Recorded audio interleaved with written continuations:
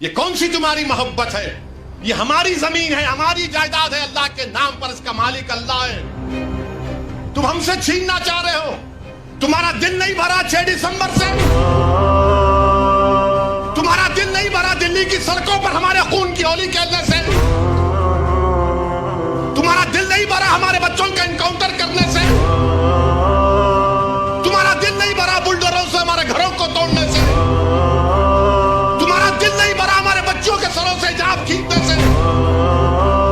تمہارا دل نہیں بھرا ہم کو اس ملک کی شریعت ختم کرنے کا قانون بنایا، اب تم ہم کو ہمارے وجود کو مٹانا چاہتے ہو؟ خدا کی قسم اپنے وجود کو مٹنے نہیں دیں گے انشاءاللہ تعالی۔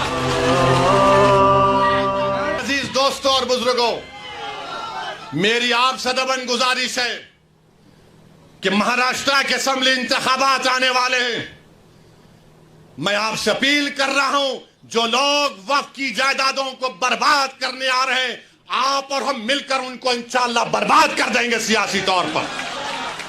میری آپ سے اپیل ہے کہ میں یقیناً کہہ رہا ہوں کہ اس مہاراشٹر کی ویدھان سبھا میں آپ کو، امتیاز جلیل کو اور مجلس کے نمائندوں کو بھیجانا ضروری ہے۔ تمہاری آواز ہو، اگر تمہاری آواز نہیں ہوگی تو کون آواز اٹھائے گا؟ تم نہیں دیکھتے پارلیمنٹ میں کیا ہو رہا ہے؟ تم نہیں دیکھ رہے پارلیمنٹ میں کون پکار رہا ہے دیوانوں کی طرح؟ کیا تم کو نظر نہیں آ رہا کہ کس کے کلیجے میں، سینے میں، کس کی آنکھ میں آنسو ہے جو تڑپ تڑپ کر دیکھ رہا ہے کہ میرے بربادی کا قانون میرے آنکھوں کے سامنے بنایا جا رہا ہے؟ کون ہوگا تمہاری آواز کو؟ چھوڑو ان چیزوں کو، کبھی اپنوں کو بھی تو اپناؤ، کبھی اپنوں کو تو سمجھو۔ جو تمہارے لیے دن اور رات محنت کر رہے ہیں ان کی آواز بنا کر بھجاؤ۔ یقیناً ہرانا ہے انشاءاللہ تعالی، ان لوگوں کو ہرائیں گے انشاءاللہ تعالی، مگر ہرانے کا مطلب یہی نہیں ہے کہ تم اپنی آواز کا گلا گھونٹ دو۔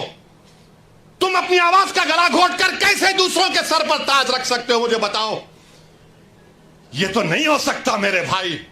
تو میری آپ سے گزارش ہے کہ اس بات پر بھی آپ غور کریے، ہم لڑ رہے ہیں اور لڑتے رہیں گے انشاءاللہ تعالی۔ اور اگر مودی یہ قانون بناتے ہیں تو جیسا کہ پرسنل لا بورڈ نے فیصلہ لیا کہ اگر احتجاج ہوگا مودی جی تو آپ ہمارے وجود کو مٹانا چاہ رہے ہیں، بہتر یہ ہے کہ میں روڈ پر آ کر اپنے آپ کو ختم کر لوں، مگر اپنے گھر میں بیٹھ کر اپنی جائیدادوں کو چھیننا نہیں دیکھ سکتا جو اللہ اس کا مالک ہے۔ میں گھر میں بیٹھ کر نہیں دے سکتا کہ جس کا مالک اللہ ہے اس کو جائیداد کو چھین لیا جائے۔ یہ حکومت کی ذمہ داری ہوگی۔ آپ کو اگر قانون بنانا ہے تو روزگار دو، قانون بنانا ہے تو مہیلاؤں کو بچاؤ۔ ارے کیسا ہمارا ملک ہو چکا ہے کہ اجین میں بیچ سڑک پر، فٹ پاتھ پر ایک ظالم شیطان ایک خاتون کی عصمت ریزی کر رہا۔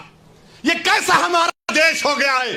یہ گاندھی کا ملک، یہ آزاد کا ملک، امبیڈکر کا ملک، کہ وہ اس کا ویڈیو نکال رہا ہے عصمت ریزی کا۔ یہ کیسا ہمارا وطن ہو گیا ہے جب ہم نے انگریزوں سے کھندے سے کھندا ملا کر جلیانوالہ باغ میں اپنی جانوں کو دے دیا۔ ہم نے کالا پانی کی سزائیں ہمارے ہندو بھائیوں کے ساتھ کی۔ آج ایک اشرف منیہار کو ٹرین کے ڈبے میں پیٹا جاتا ہے تو کوئی اف نہیں بولنے تیار۔ بچانا تو چھوڑو، کوئی اف بولنے کے لیے تیار نہیں ہے۔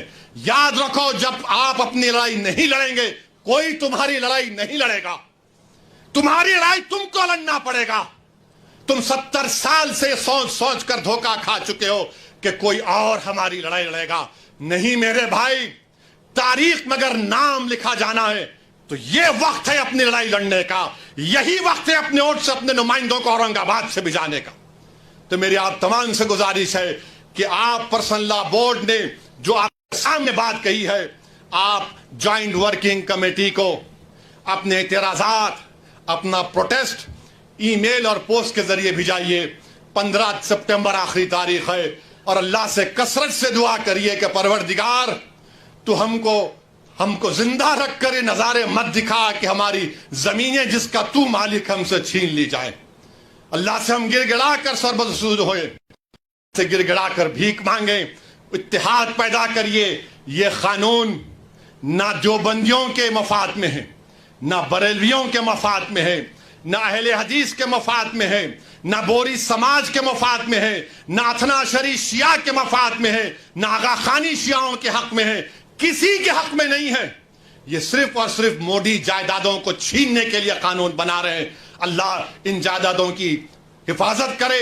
اللہ ہم کو اتنی اتحاد پیدا کرے کہ متحدہ طور پر اس قانون کو روکیں, اور اللہ سبحانہ و تعالیٰ ان ایسے حکومتوں کو, ایسے پارٹیوں کو اللہ سیاسی طور پر انتخابات میں ان کو شکست دے, بدترین شکست دے. وآخر دعوانا الحمدللہ رب العالمین.